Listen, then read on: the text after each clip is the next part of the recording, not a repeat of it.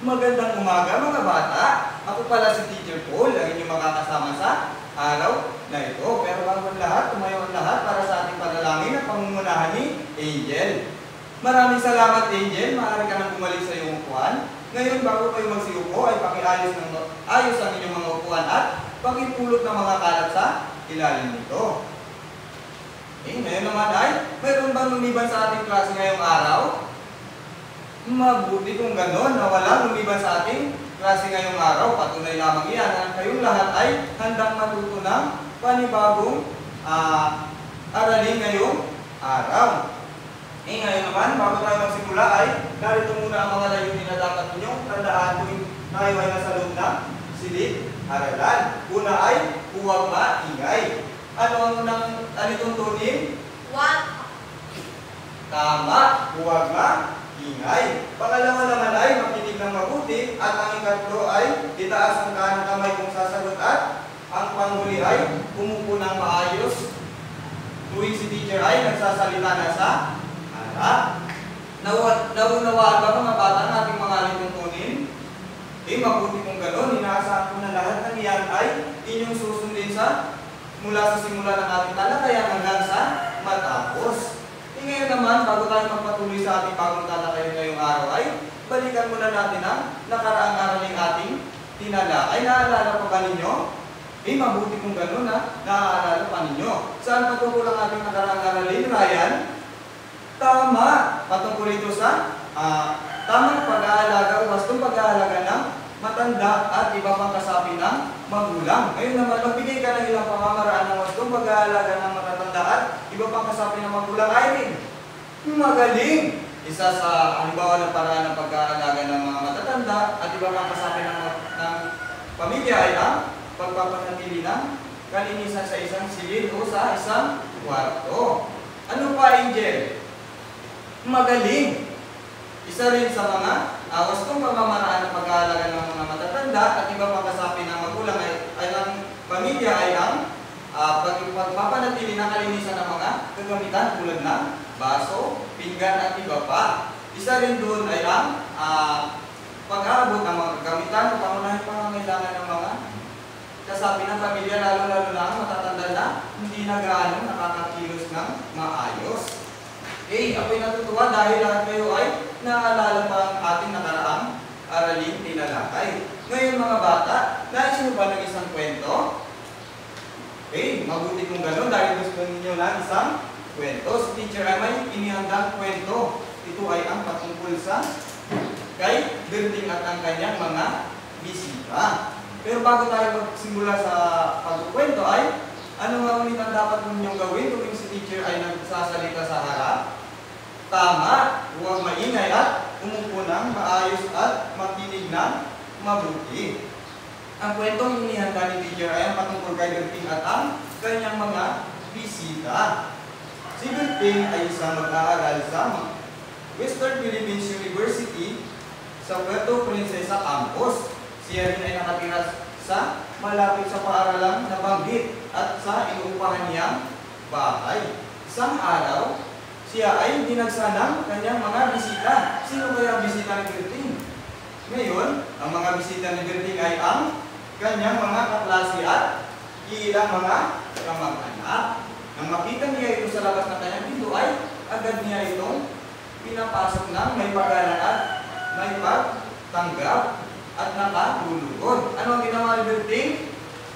Tama, pinapasok ng may pag-alang at nakatulugod. Agad din niya itong tinalog ng upuan at tinalog ng pagkain at maiinom. Ano rin ang ginawa ni Berting? Tama, inalog ng upuan, pinaupo na maayos at tinalog ng maiinom at makakain. Sila ay nagpintuan at masayang-masayang nag-uusap. Makalipas ang ilang oras ay nagpasya na rin ang kanyang mga bisita na magpaalam dahil sila ay uuwi na sa kanilang mga tahanan. Ngayon, nang magpaalam ang kanyang mga bisita, ito ay kanyang hinatid sa labas ng kanyang pinto at tuluyan itong nagpaalam. Ano ulit ang ginawa ni Berting nang nagpaalam na kanyang mga bisita na uuwi na? Tama, ito ay kanyang hinatid sa pinto ng kanyang inuupahan bahay. Makalipas ang ilang minuto ay may biglang dumating isang babae na nagpakilalang dati niyang kaibigan.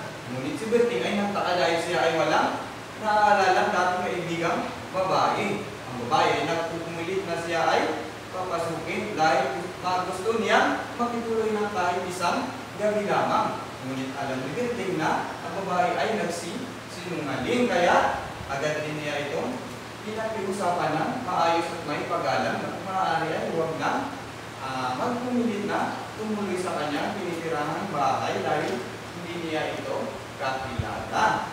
Okay, nagustuhan niyo ba sa kwento mga bata? Mabuti kung ganon. Ngayon, sa palagay ninyo, bakit kaya hindi pinapasok ni Berting ang babae nagpumilit na pumasok at nagpakilala ng kanyang dating kaibigan?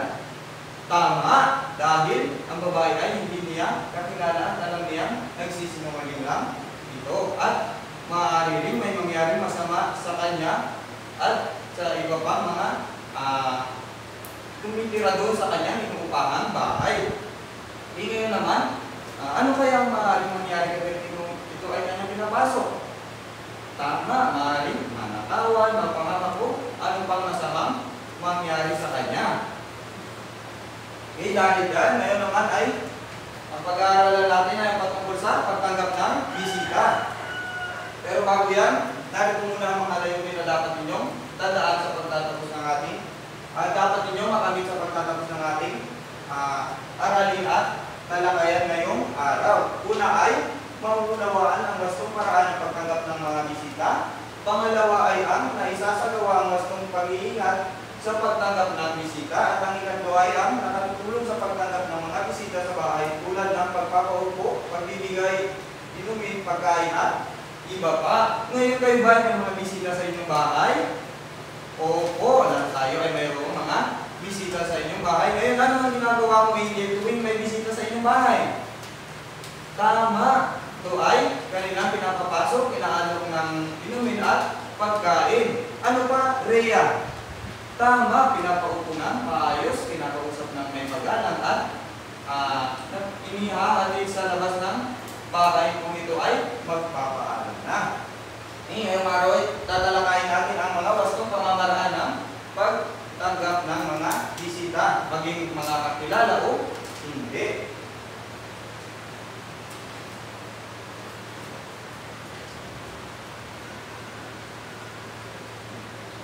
Likas na sa ating mga Pilipino ang maggiliw at mapagtanggap sa mga bisita.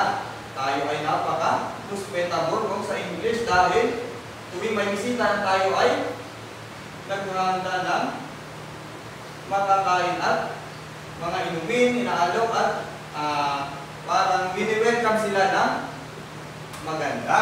Ngayon, unahin muna natin ang wastong pagtanggap sa mga bisita kakilala tulad ng mga kamag-anak, kaklase at kaibigan. Narito ang mga ilang pamamaraan o wastong pamamaraan. Una ay magalang na patuloyin at paupuin sa loob ng bahay. Kayo ba pag may mga bisita, magalang nyo bang pinapatuloy at pinapaupo?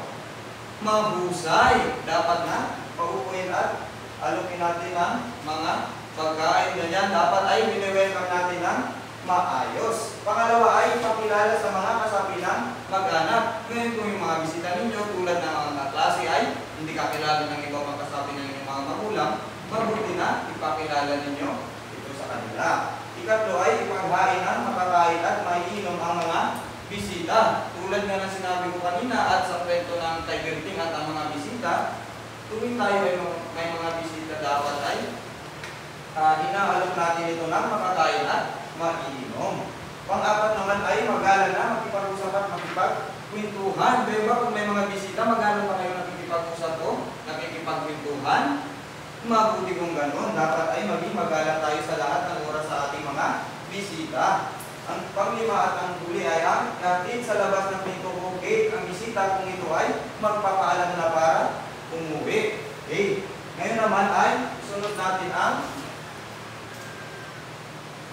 karaniwang ginagawa tuwing mayroong mga hindi kakilalang bisita.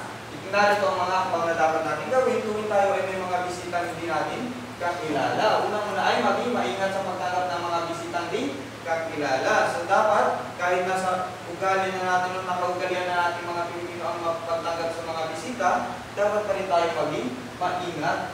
Pangalawa ay magalang na itanong ang pangalan at kung ano ang kailangan.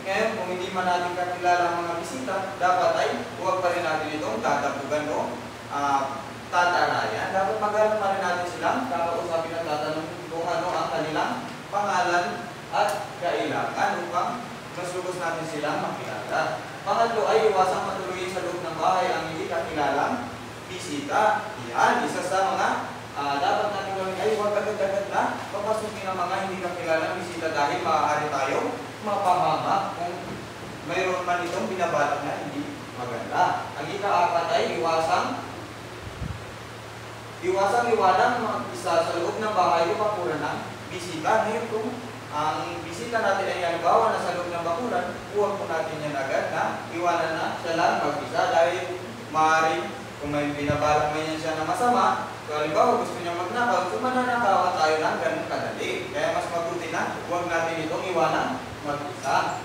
Panglima ay ihatid sa labas ng pinto o gate ang bisita kapag magpapaalam na ito para umuwi. So ngayon, halimbawa yung bisita natin ay hindi natin kakilala, ngunit ng kalaunan ay napagpranto naman natin na mabait naman siya dahil sa kinausap natin siya, tinanong ang pangalan. So ngayon, kung nandun na siya sa loob ng bahay at gusto niya na umalis, mabuti pa rin na ihatid natin ito sa labas ng pinto at okay para umuwi. Okay, dyan nagtatapos ang ating talakayan ngayong araw mga bata. Naunawaan ba mga bata? Mabuti kung ganun. Ngayon naman ay magkakaroon tayo ng gawain.